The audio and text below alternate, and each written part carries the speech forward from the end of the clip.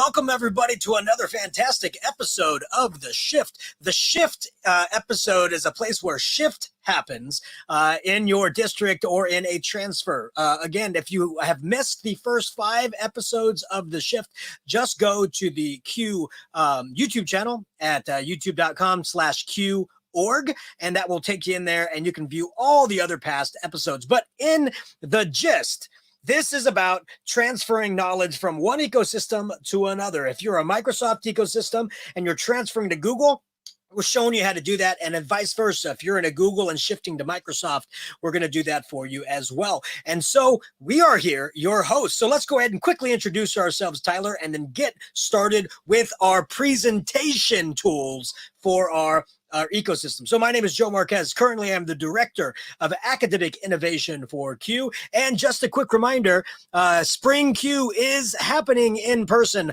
March 17th to 19th. So please go to q.org/spring to take a look at all the amazing things that you can do at Spring Q. And as always, my partner in shifting, Tyler. Tyler, please introduce yourself. That just cracks me up every single time. My name is Tyler Keefe. I am the instructional/technology integration coach up here in Nampa, Idaho, coming to you live from the swamp here at Sherman Elementary School, and happy to be here. And yes, Joe, shift happens as we saw during the last episode. So hopefully today things are going to work just well for me, although I'm still thawing out from being outside at recess. So bear with me in case we have a couple little hiccups there. Well, no worries. I mean, Tyler, yeah, I mean, here in California, it's a nice 70 degrees. It's nice and brisk. So, but Idaho is not only the ice capital of the world, but the innovation capital of the world, as the swamp shows us. You have an amazing school at Sherman Elementary and all the amazing things your students do. And your school is in a very unique ecosystem in that you use Apple hardware with Microsoft software. And so you're going to be showing us some unique ways to use Microsoft's presentation tool, PowerPoint. So if you could, please give the viewers how PowerPoint is used at your school site.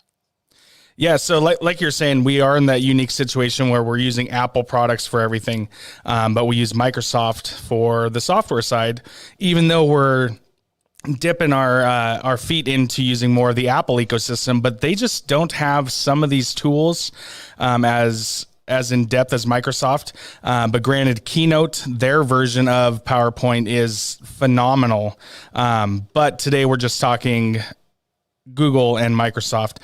So really quickly, I'm not going to bore you guys with all the ins and outs of PowerPoint, because we've all used PowerPoint since Windows 95 when this first came out.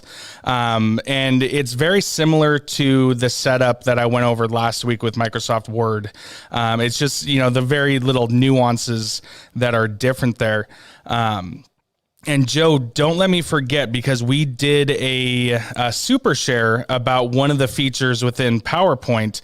So you might want to link that below about using the live translation tool, because I doubt I will have enough time to show that during this today, but it'd be something that could really help people in the future. So really quickly, I'm going to shift over to PowerPoint. See what I did there? Nice play on words. Shift into PowerPoint here.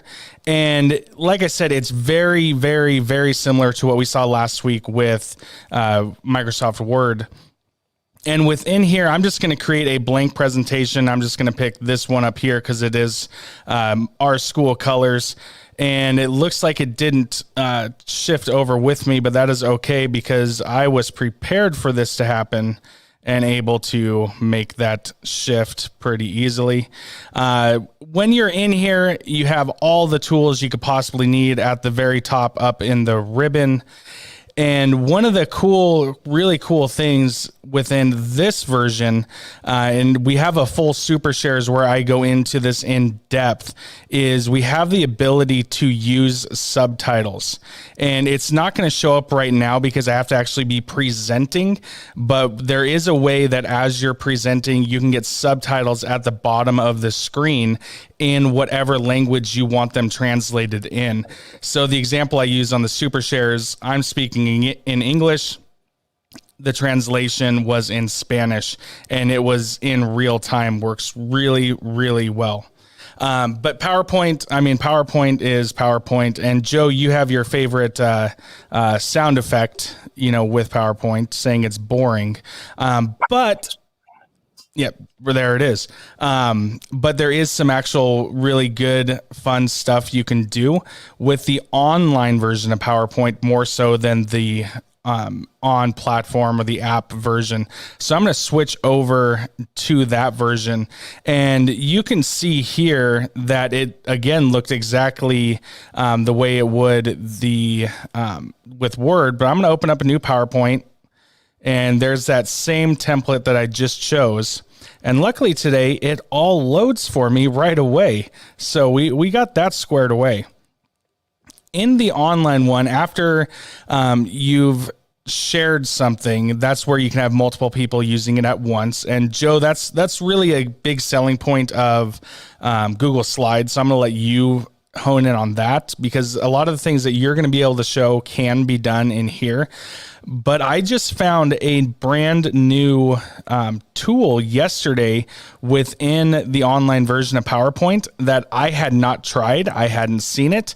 I tried it yesterday. We had a teacher that was doing a presentation within a Microsoft Teams meeting. And so I went ahead and just tried this out.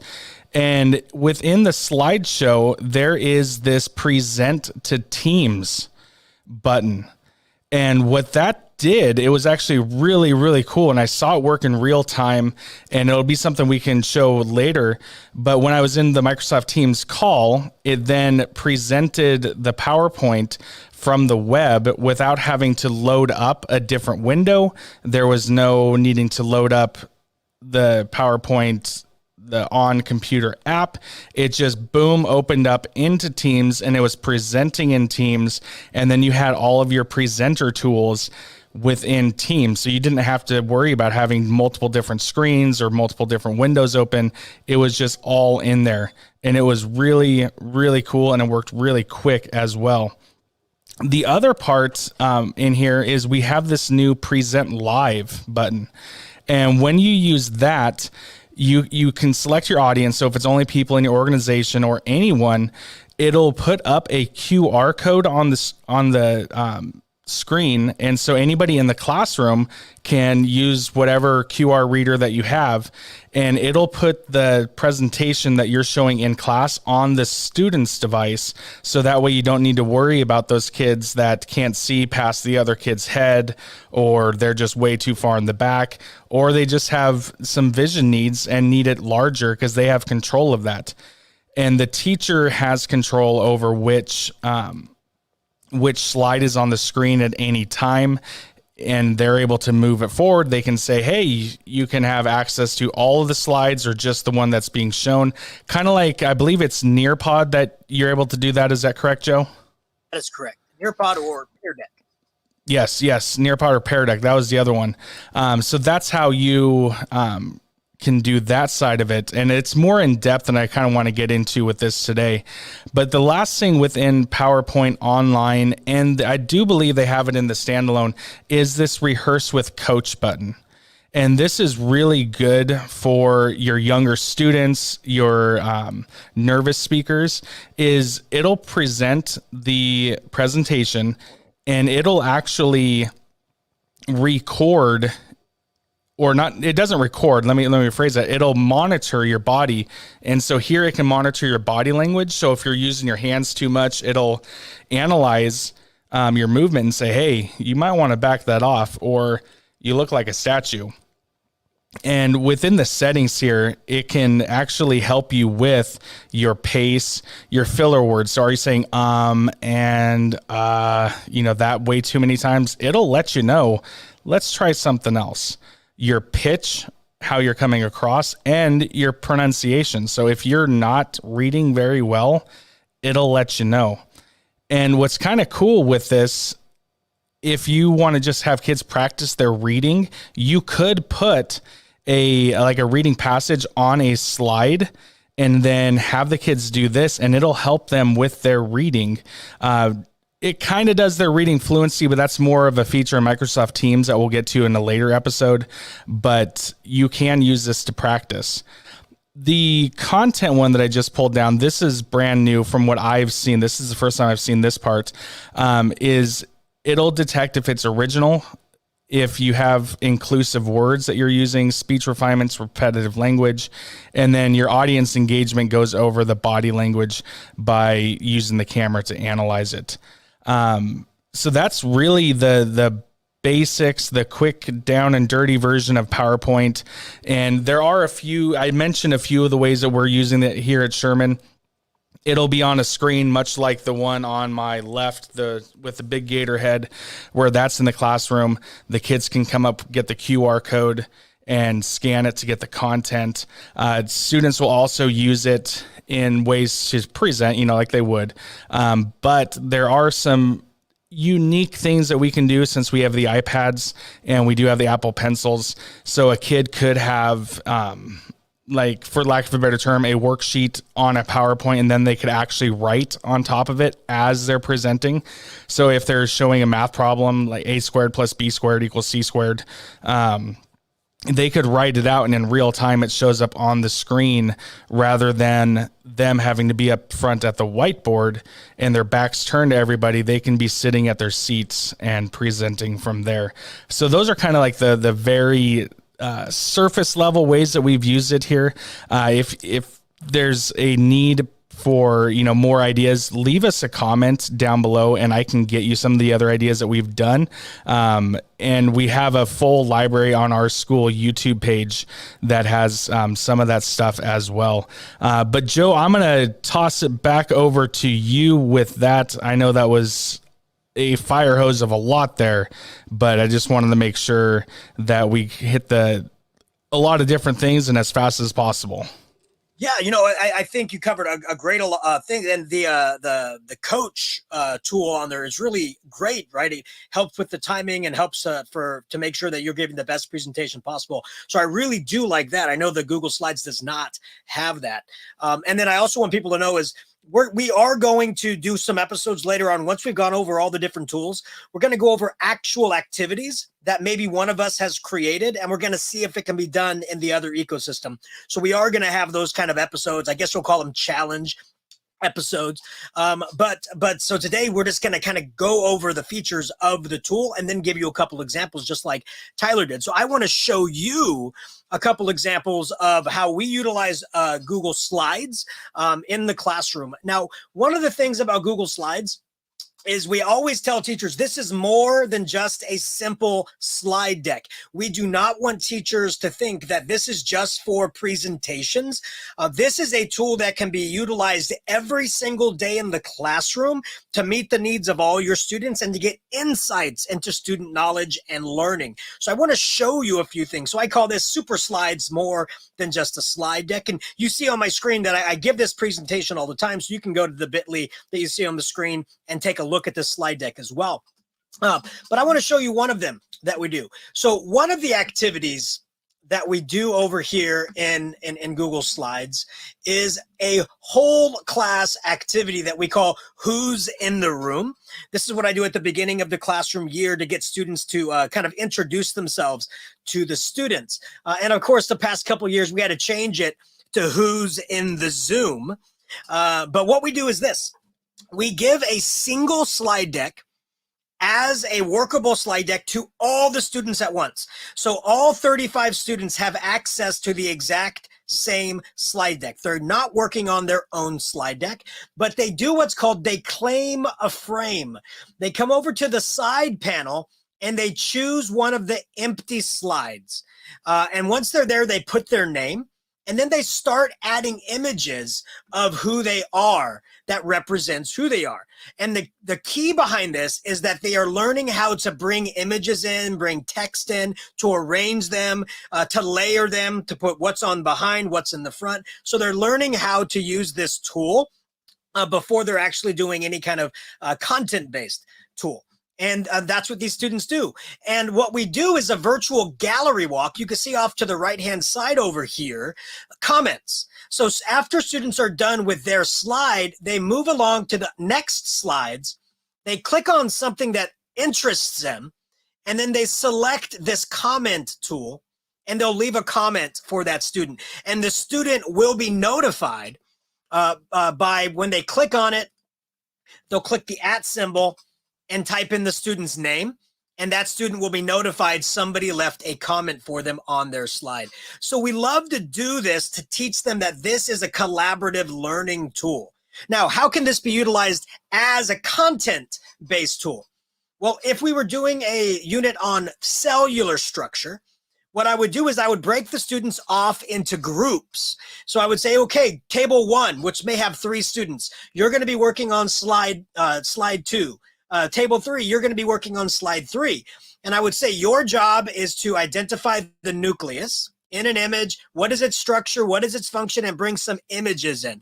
So the entire class is collaborating on the different cellular structures, the different organelles within the cell.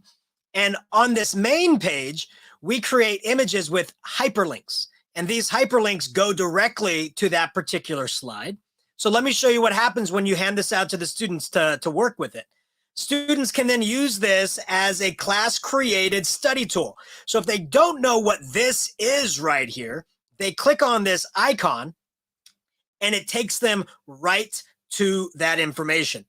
And then they click anywhere on the slide, it brings them back to this main menu. And we do that with something that we call the invisible force field, which is just an invisible box that we lay over the entire page, and we hyperlink back to the main page. We just call that the invisible force field, and it redirects them. So that's one way that we teach students how to learn to use this as a collaborative tool.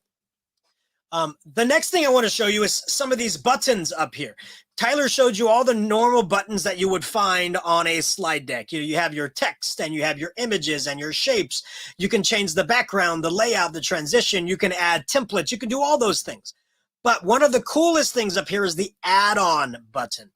This add-on button allows you to add features that probably aren't in existence in Google Slides. One of them is Nearpod. As Tyler was talking about, there's a neat little way that you can present using interactive features. You can actually add Nearpod into the slide deck right here, and you can add those interactive features right from your Google Slides. Instead of having to go to nearpod.com, you can do it right out of your slide deck. And yes, all you Pear Deck fans, you can do the same thing with Pear Deck by clicking on the little pair button, and it does the exact same thing. It brings you all the different features that you can utilize in Pear Deck right on your slide.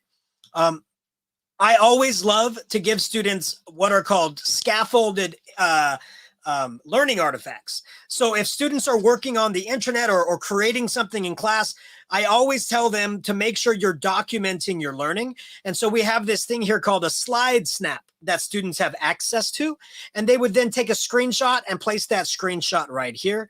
They have a place where they can type in text of how they would do that, what they learned in that activity. And then they have a place they can bring in some multimedia, either voice or video. And the way that I bring in video is with this really awesome extension called, guess what? Record to Slides. And all the students do is click here, they hit record, and they go, what I learned in this day was this. This is what I still have questions about. And this is what I have my biggest takeaway from this activity. I stop the recording. I click OK. And without having to save it, without having to find it on my computer, without having to hit insert, it automatically places that video on my slide deck. And now anybody can view that video who has access to the slide deck. A great way to bring in personalization to the slides. And like I said, we have so many things we can do. You can see I have lots of different templates that we can do for this. One of my favorites is the TikTok template that you can do right out of Google Slides. It looks just like TikTok that you can do right here. But finally, one of my favorite things to do, and I'm really interested, Tyler, if you can do this in PowerPoint, is the ability to create animations. Think of this like claymation or a flip book, where every single slide is a little bit different. And so this is how I would have my students teach about erosion from wind. So here's the mountaintop, and then as the wind passes over, the mountaintop is slowly erased. But if you played it back quickly, it looks like an animation. So the last thing I want to show is this from my student John, who'd never used PowerPoint before. We've never done animation before, but I showed him a claymation how-to on YouTube. And I just told him, I want you to do 160 slides, little bit of change at each time. And all he did is, you can see these little tiny changes that he did all the way through. But let me show you what Google Slides allow you to do. I'm going to click File, Publish to the Web. I'm going to select every second I want it to change, and it starts as soon as I go to that web page. And I'm going to copy this. And once I get here, again, the very last thing is, you see at the top where it says 1,000, that's still too long for an animation, right? You want like 80 frames per minute or something. So I'm going to take it down to 100. A frame every 100 milliseconds. Now watch what happens when this loads up. So this activity that my buddy John did, he's a 7th grader. He created this animation right out of Google Slides and using Publish to the Web. And he did this all in one class period, just from using small little changes and images off of the internet. I thought it was super neat, and I thought it was a great way to showcase inventiveness, ingenuity, and just creativity within the classroom. And again, everybody, there are so many things that you can do out of Google Slides and PowerPoint. We don't have enough time to show them all, but we just wanted to show you some small, unique ways that these tools can be used in Microsoft or in Google. And again, we are going to show more ways it can be utilized in actual lessons and actual activities, but we wanted to kind of go through a quick overview of these different tools. Yeah. Now, Joe, really quick, I have a question. So that last thing that you just showed with the stick figure guy, I mean, that's super cool. I've never seen that. I know you can do like the stop motion in PowerPoint. I have no clue about the publish to the web. I'm going to research that and I'll get back to you on it. But there is one of the members of the EdTech Army, Sons Technology Group, that we're both in, that you created.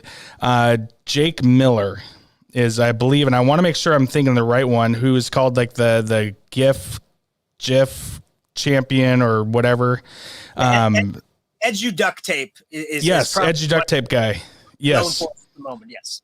Yes, and he started that because I've heard his podcast quite a bit where he talked about making these quick GIF tutorials, but I cannot remember if he was making them on PowerPoint or Google Slides, but he would take the tutorials and make a GIF out of it and export it from the presentation tool. So it might be kind of a fun thing later on if we can to get him on to show us how he did that, because that's a fun idea for kids to make in the classroom, to make their own meme or GIF kind of a thing. There is a way that you can do that in Google Slides. There's an add-on that'll turn it in the entire slide deck into a GIF. Absolutely. But I believe he makes his out of Camtasia. I believe that's gotcha. What he utilizes. I think you can even make some GIFs using Screencastify as well. But I believe he does with all of his little ins and outs. I believe he does it via Camtasia. I think where he started was one of those, but that we'll have to ask and find out. But I do know in Keynote you can do the GIFs straight from the program. But I wanted to end this last thing by saying this, because we're recording this today on Thursday, January 20th. And last week we recorded it on Thursday, and I was kind of a good omen in a bad way because I don't like the 49ers, but I said, hopefully, the 49ers won against the Cowboys at that recording. And then you reminded me like it was Thursday, but they did end up winning, which kind of hurts me because I'm a Seahawk, but hopefully they can go into Lambeau and win by the time you're seeing this on Monday. Who knows? Who knows? And you know what? I'm not even going to jinx it by saying I don't know. I'm going to say the 49ers take it. They win. They're moving on. That's, just so I don't jinx it. Last week I said they were going to win. This week I'm going to say they're a win again. Again, this is recorded on a Thursday and it is being broadcast on a Monday. So, everybody can be going, too bad. But I'm saying no. I'm saying yes, they're going to do it. So I'm good with my prediction. There we go. There we go. Well, Joe, I do appreciate this as always, and I am really looking forward to that the challenge episode where we get to find things for each of us to do in these platforms to see if we can replicate it. Yeah, that's going to be exciting. And one of the things I hope we can do with that is we're just going to tell them the tool. We're going to tell each other the tool we're going to use, but we're not going to show the activity to kind of put people on the spot, put us on the spot, right? So that's going to be real fun, real fun. And as we all know, it may work, it may not, because you know what? Shift happens, and we just want teachers to know that. So teachers, if you are in the middle of a shift, if you are shifting from one ecosystem to the next, we hope that these dual tutorials are helping you out. If there's something that we missed, please make sure you comment on the episodes on the YouTube channel and or tweet at us. You see that we do have our handles right there. I am at Joe Marquez 70 on Twitter, and we have Tyler at Keep67. So definitely tweet at us. Let us know what we missed and what we need to add to future episodes. And as always, hopefully this week works out the best that it possibly can for you. And as you move forward, just know that may the shift be with you, and have yourselves a wonderful